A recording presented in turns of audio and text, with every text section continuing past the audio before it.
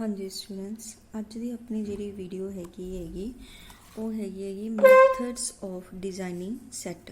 Last lecture दे विच मैं तुहानूं सैट दस्सिया सीगा कि सैट की हुंदा है।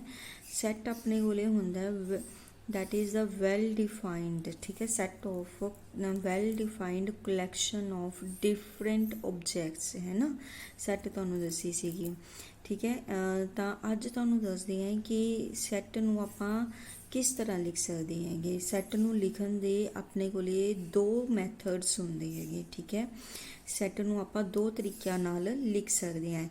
एक हुंदा अपने कोले टैबूलर मैथड ते दूसरा हुंदा अपने कोले सैट बिल्डर मैथड, ठीक है। ये दो मैथड च ध्यान च रखने हैं। एक हुंदा टैबूलर मैथड, एक हुंदा अपने कोले सैट बिल्डर मैथड। जिहड़ा टैबूलर मैथड हुंदा है इनू रोस्टर मैथड भी कहा जाता है, ठीक है। टैबूलर मैथड नू रोस्टर मैथड भी कहा जाता है ते सैट बिल्डर मैथड नू रूल मैथड भी कहा जाता है, ठीक है। ये इन्हां दे ही दूसरे नाम है। क्लीयर। तो सब तो पहला मैं तुहानूं दसांगी टैबूलर मैथड। टैबूलर मैथड दे विच आपां सैट नूं किस तरह लिखदे हैंगे।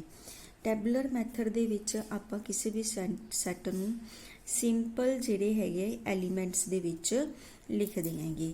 सिंपल एलीमेंट्स मीनस कोमास दे विच लिखा जाता है। इहदे विच एलीमेंट्स नूं कोमास दे विच लिखा जाता है।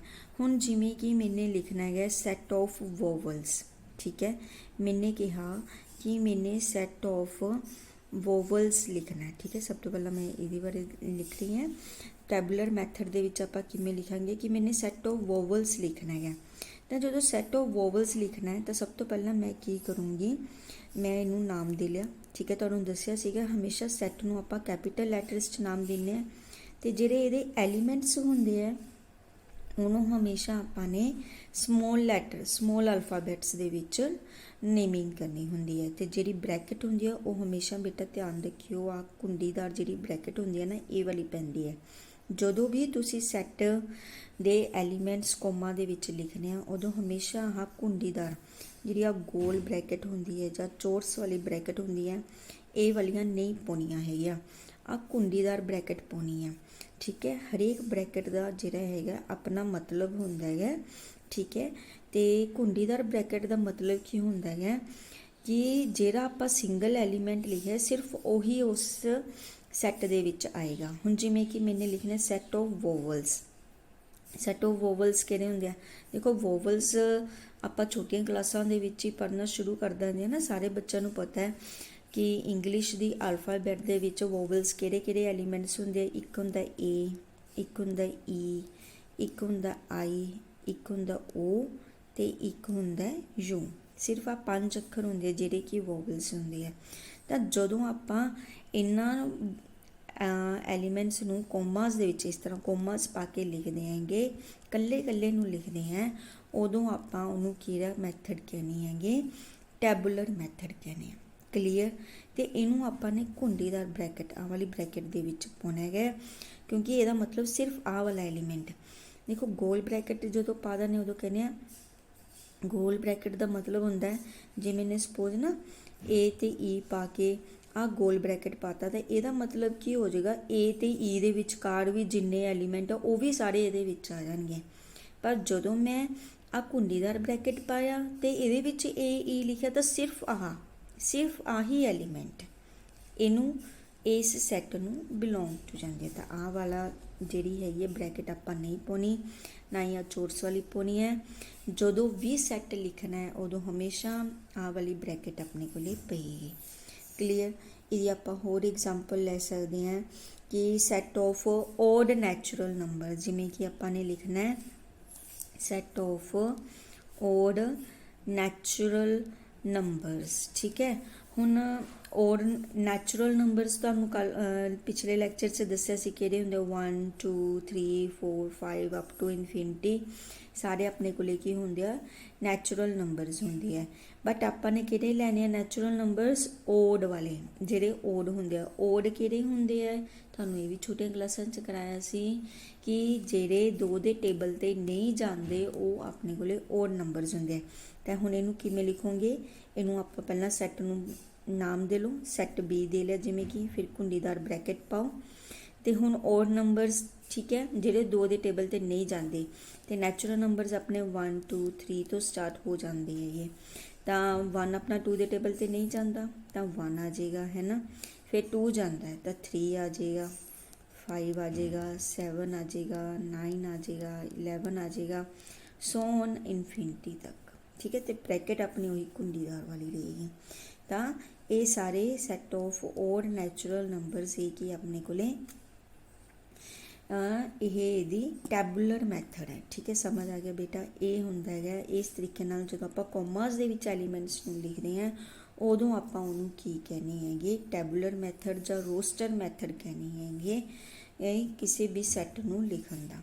ਸੈਕਿੰਡ ਹੈਗਾ ਸੀ ਆਪਣਾ set builder method. Set builder method ਕੀ ਹੁੰਦਾ ਹੈਗਾ, ਹੁਣ ਇਸੇ ਸੈੱਟ ਨੂੰ ਜੇ ਮੈਨੇ ਸੈੱਟ ਬਿਲਡਰ ਫਾਰਮ ਦੇ ਵਿੱਚ ਲਿਖਣਾ ਹੋਵੇ, ਸੈੱਟ ਬਿਲਡਰ ਫਾਰਮ ਜਾਂ ਰੂਲ ਮੈਥਡ ਦੇ ਵਿੱਚ ਲਿਖਣ ਵੇਲੇ ਆਪਾਂ ਕੀ ਯੂਜ਼ ਕਰਦੇ ਹਾਂ, ਆਪਾਂ ਇੰਗਲਿਸ਼ ਦੇ ਵਿੱਚ ਲਿਖਦੇ ਹੈਗੇ। ਇਹਨੂੰ ਲਿਖਣ ਦਾ ਇੱਕ ਸਪੈਸ਼ਲ ਮੈਥਡ ਹੁੰਦਾ ਹੈਗਾ ਕਿ ਜਿਹਨੂੰ ਕਿ ਥੋੜ੍ਹਾ ਧਿਆਨ 'ਚ ਰੱਖਣਾ ਪੈਂਦਾ ਆਪਾਂ ਕਿਵੇਂ ਲਿਖਣਾ। ਹੁਣ ਜਿਵੇਂ ਇਸੇ ਚੀਜ਼ ਨੂੰ ਮੈਨੇ ਲਿਖਣਾ ਹੈਗਾ ਕਿ ਸੈੱਟ ਆਫ ਵੋਵਲਸ ਨੂੰ ਇੱਕ ਤਾਂ ਮੈਂ ਇਸ ਤਰੀਕੇ ਨਾਲ ਲਿਖ ਸਕਦੀ ਹਾਂ, ਇੱਕ ਮੈਂ ਹੁਣ ਸੈੱਟ ਬਿਲਡਰ ਫਾਰਮ ਦੇ ਵਿੱਚ ਲਿਖਣਾ। ਤੇ ਇਹਨੂੰ ਕਿਵੇਂ ਲਿਖੂੰਗੀ, ਪਹਿਲਾਂ ਤਾਂ ਉਸੇ ਤਰੀਕੇ ਨਾਲ ਹੀ ਏ ਪਾ ਲਿਆ ਮੈਨੇ, ਹੈ ਨਾ, ਏ ਪਾ ਲਿਆ, ਨਾਮ ਦੇ ਲਿਆ ਮੈਨੇ ਸੈੱਟ ਨੂੰ।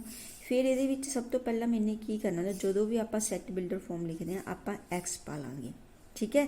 ਮੀਨਸ ਕੀ ਹੈ, ਏ ਦੇ ਵਿੱਚ ਐਕਸ ਐਲੀਮੈਂਟਸ ਹੈਗੇ, ਕਲੀਅਰ। ਉਸ ਤੋਂ ਬਾਅਦ 2 ਬਿੰਦੀਆਂ ਪਾਓ। ਹੁਣ ਦੱਸਣਾ ਹੈ ਕਿ ਐਕਸ ਕਿਹੜੇ ਐਲੀਮੈਂਟਸ ਹੈ, ਐਕਸ ਕਿਹੜੇ ਐਲੀਮੈਂਟਸ ਹੈ, ਐਕਸ ਕੀ ਹੈ ਆਪਣੇ ਕੋਲੇ ਵੋਵਲਸ ਹੈ ਇਨ ਇੰਗਲਿਸ਼ ਅਲਫਾਬੈਟ। ਐਕਸ ਕਿਹੜਾ ਐਲੀਮੈਂਟ ਹੈ, X is a vowel in English alphabet, English alphabet. ਹੁਣ ਦੇਖੋ ਮਤਲਬ ਦੋਨਾਂ ਦਾ ਸੇਮ ਹੈਗਾ, ਕਲੀਅਰ, ਮਤਲਬ ਦੋਨਾਂ ਦਾ ਸੇਮ ਹੈ। ਦੇਖੋ ਐਕਸ ਕੀ ਹੈਗਾ, ਏ ਦੇ ਵਿੱਚ ਆਪਣੇ ਕੋਲੇ ਐਕਸ ਐਲੀਮੈਂਟ ਹੈ। ਐਕਸ ਕਿਹੜੇ ਐਲੀਮੈਂਟ ਹੋਣਗੇ, ਇੰਗਲਿਸ਼ ਅਲਫਾਬੈਟ ਦੇ ਵੋਵਲਸ, ਠੀਕ ਹੈ। ਤੇ ਵੋਵਲਸ ਕਿਹੜੇ ਹੁੰਦੇ ਆਪਾਂ ਨੂੰ ਪਤਾ ਹੀ ਹੈ, ਏ ਈ ਆਈ ਓ ਯੂ, ਹੈ ਨਾ। ਤੇ ਇੱਥੇ ਆਪਾਂ ਨੇ ਇਹਨਾਂ ਨੂੰ ਸਿੱਧਾ ਸਿੱਧਾ ਲਿਖਤਾ ਹੈ, ਏ ਈ ਆਈ ਓ ਯੂ ਆਪਾਂ ਨੂੰ ਪਤਾ ਹੈ ਵੋਵਲਸ ਹੀ ਹੁੰਦੇ ਆ, ਠੀਕ ਹੈ। ਬਸ ਇੱਥੇ ਆਪਾਂ ਕੀ ਕਰਾਂਗੇ, ਇਹਨਾਂ ਨੂੰ ਵਰਡਿੰਗ ਦੇ ਵਿੱਚ ਲਿਖ ਦਿਆ ਕਰਾਂਗੇ ਜਦੋਂ ਸੈੱਟ ਬਿਲਡਰ ਫਾਰਮ ਲਿਖਾਂਗੇ। ਜਦੋਂ ਟੈਬੂਲਰ ਮੈਥਡ ਲਿਖਾਂਗੇ ਇਹਨਾਂ ਨੂੰ ਸਿੱਧਾ ਸਿੱਧਾ ਕੋਮਿਆਂ ਦੇ ਵਿੱਚ ਲਿਖਾਂਗੇ, ਕਲੀਅਰ। ਹੁਣ ਜਿਵੇਂ ਕਿ ਆਪਾਂ ਆਹੀ ਚੀਜ਼ ਹੈ ਜਿਹੜੀ ਆਪਣੀ ਸੈਕਿੰਡ ਐਗਜ਼ਾਮਪਲ ਸੀ, ਇਹਨੂੰ ਆਪਾਂ ਸੈੱਟ ਬਿਲਡਰ ਫਾਰਮ ਦੇ ਵਿੱਚ ਲਿਖਣਾ, ਤਾਂ ਇਹਨੂੰ ਆਪਾਂ ਕਿਸ ਤਰ੍ਹਾਂ ਲਿਖਾਂਗੇ, ਇਹਨੂੰ ਵੀ ਆਪਾਂ ਸਭ ਤੋਂ ਪਹਿਲਾਂ ਤਾਂ ਉਵੇਂ ਐਕਸ ਪਾ ਲਓ, ਠੀਕ ਹੈ, ਐਕਸ ਪਾ ਲਿਓ।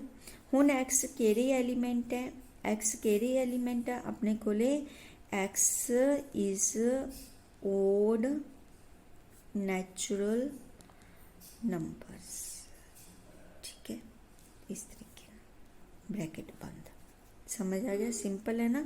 ਕਿ ਆਪਾਂ ਨੇ ਕੀ ਕਰਨਾ ਹੈ, ਬੀ ਦੇ ਵਿੱਚ ਐਕਸ ਐਲੀਮੈਂਟ ਲੈਣੇ ਹੈ ਤੇ ਐਕਸ ਕਿਹੜਾ ਐਲੀਮੈਂਟ ਹੋਏਗਾ, ਨੈਚੁਰਲ ਨੰਬਰ ਵੀ ਹੋਣਾ ਚਾਹੀਦਾ ਤੇ ਉਹ ਓਡ ਵੀ ਹੋਣਾ ਚਾਹੀਦਾ। ਇਸ ਤਰੀਕੇ ਨਾਲ ਆਪਾਂ ਜਿਹੜਾ ਹੈਗਾ ਸਾਰੇ ਜਿਹੜੇ ਹੈਗੇ ਟੈਬੂਲਰ ਮੈਥਡ ਤੇ ਸੈੱਟ ਬਿਲਡਰ ਮੈਥਡ ਜਿਹੜੀ ਹੈਗੀ ਆ ਉਹ ਲਿਖ ਸਕਦੇ ਹੈਗੇ। ਆਦੀਆਂ ਐਗਜ਼ਾਮਪਲਸ ਹੋਰ ਵੀ ਲਿਖੀਆਂ ਹੋਈਆਂ, ਜਿਵੇਂ ਕਿ ਟੈਬੂਲਰ ਮੈਥਡ ਹੈ, ਇਹਦੇ ਵਿੱਚ ਆਪਾਂ ਨੇ ਪੋਜ਼ੀਟਿਵ ਈਵਨ ਇੰਟੀਜ਼ਰਸ ਲਿਖਣੇ ਆ ਅਪ ਟੂ 10, ਠੀਕ ਹੈ। ਇੰਟੀਜ਼ਰਸ ਹੋਣੇ ਚਾਹੀਦੇ ਆ, ਪੋਜ਼ੀਟਿਵ ਵੀ ਹੋਣੇ ਚਾਹੀਦੇ ਆ, ਈਵਨ ਹੋਣੇ ਚਾਹੀਦੇ। ਈਵਨ ਕਿਹੜੇ ਹੁੰਦੇ, ਜਿਹੜੇ 2 ਦੇ ਟੇਬਲ ਦੇ ਆਉਂਦੇ ਤੇ ਸਿਰਫ ਅਪ ਟੂ 10 ਤੱਕ ਹੀ ਲਿਖਣੇ ਹੈ, ਸਾਰੇ ਨਹੀਂ ਲਿਖਣੇ ਹੈਗੇ। ਤਾਂ 2 ਦਾ ਟੇਬਲ ਤੁਸੀਂ 10 ਤੱਕ ਲਿਖ ਦੋਗੇ ਕਾਮਰਸ ਦੇ ਵਿੱਚ। ਤੇ ਇਸੇ ਚੀਜ਼ ਨੂੰ ਆਪਾਂ ਸੈੱਟ ਬਿਲਡਰ ਫਾਰਮ 'ਚ ਵੀ ਲਿਖ ਸਕਦੇ ਹਾਂ ਕਿ ਐਕਸ ਕੀ ਹੈਗਾ, ਬੀ ਆਪਣੇ ਕੋਲੇ ਐਕਸ ਐਲੀਮੈਂਟ ਹੈ ਬੀ 'ਚ, where X is a positive even integer up to 10, clear. ਇਸ ਤਰੀਕੇ ਨਾਲ ਜਿਹੜਾ ਹੈਗਾ ਓਡ ਪੋਜ਼ੀਟਿਵ ਇੰਟੀਜ਼ਰ ਲਿਖ ਸਕਦੇ ਹਾਂ ਸਮਥਿੰਗ। ਇਹ ਸਾਰਾ ਤੁਸੀਂ ਯਾਦ ਰੱਖਣਾ ਹੈਗਾ।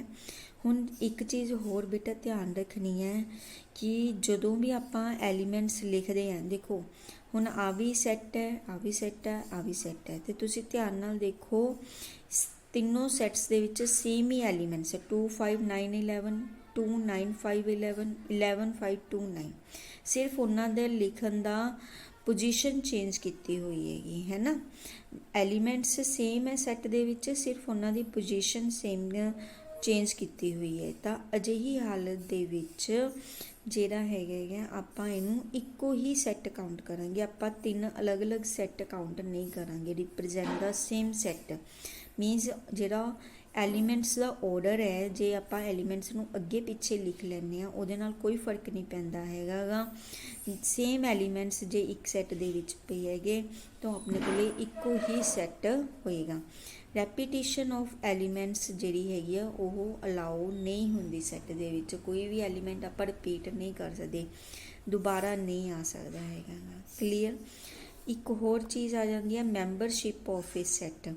ਮੈਂਬਰਸ਼ਿਪ ਦਾ ਮਤਲਬ ਕੀ ਹੁੰਦਾ ਹੈ, ਜਦੋਂ ਕੋਈ ਐਲੀਮੈਂਟ ਕਿਸੇ ਸੈੱਟ ਨੂੰ ਜਾਂਦਾ ਹੈ, ਠੀਕ ਹੈ, ਕਿ ਐਕਸ ਜਿਵੇਂ ਮੈਨੇ ਕਿਹਾ ਏ ਦਾ ਐਲੀਮੈਂਟ ਹੈ ਤਾਂ ਮੈਂ ਕੀ ਕਹਿੰਦੀ ਹਾਂ ਐਕਸ ਬਿਲੋਂਗਸ ਟੂ ਏ। ਜਿਹੜੀ ਆਹ ਈ ਪਾਈ ਹੈ ਨਾ, ਏ ਦਾ ਮਤਲਬ ਕੀ ਹੈਗਾ, ਇਹਨੂੰ ਕੀ ਬੋਲਦੇ ਆ ਬੇਟਾ, ਬਿਲੋਂਗਸ ਟੂ। ਕਲੀਅਰ। ਇਹਨੂੰ ਬੋਲਦੇ belongs to. X belongs to A. ਜੇ ਐਕਸ ਏ ਦਾ ਐਲੀਮੈਂਟ ਨਹੀਂ ਹੈਗਾ ਫਿਰ ਮੈਂ ਇਸ ਈ ਦੇ ਉੱਤੇ ਲਾਈਨ ਮਾਰ ਦੇਣੀ ਹੈ ਤੇ ਮੈਂ ਕਹਿਣੀ ਹੈ x does not belongs to a. X a ਨੂੰ ਨਹੀਂ ਜਾ ਰਿਹਾ। ਕਲੀਅਰ, ਸਮਝ ਆ ਗਿਆ। ਤਾਂ ਮੀਨਸ ਇਹਦਾ ਕੀ ਹੈ ਕਿ ਐਕਸ ਏ ਦਾ ਮੈਂਬਰ ਹੈ, ਇਹਦਾ ਮਤਲਬ ਹੈ ਐਕਸ ਏ ਦਾ ਮੈਂਬਰ ਨਹੀਂ ਹੈ। ਕਲੀਅਰ। ਇਹ ਚੀਜ਼ ਧਿਆਨ 'ਚ ਰੱਖਣੀ ਹੈਗੀ ਕਿ ਜਿਹੜਾ ਆਹ ਵਾਲਾ ਸਾਈਨ ਹੈ ਇਹਦਾ ਮਤਲਬ ਬਿਲੋਂਗਸ ਟੂ। ਬਿਲੋਂਗਸ ਟੂ ਦਾ ਮਤਲਬ ਕੀ ਹੈ ਕਿ ਐਕਸ ਏ ਦਾ ਮੈਂਬਰ ਹੈ, ਇਹਦਾ ਮਤਲਬ ਹੈ ਐਕਸ ਏ ਦਾ ਮੈਂਬਰ ਨਹੀਂ ਹੈ। ਠੀਕ ਹੈ ਬੇਟਾ, ਅੱਜ ਇੰਨਾ ਹੀ ਤੁਸੀਂ ਕਰਨਾ, ਇਹਨੂੰ ਧਿਆਨ ਨਾਲ ਕਰਿਓ। ਨੈਕਸਟ ਚੈਪਟਰ 'ਚ ਅੱਗੇ ਕਰਾਵਾਂਗੇ। ਥੈਂਕ ਯੂ ਬੇਟਾ।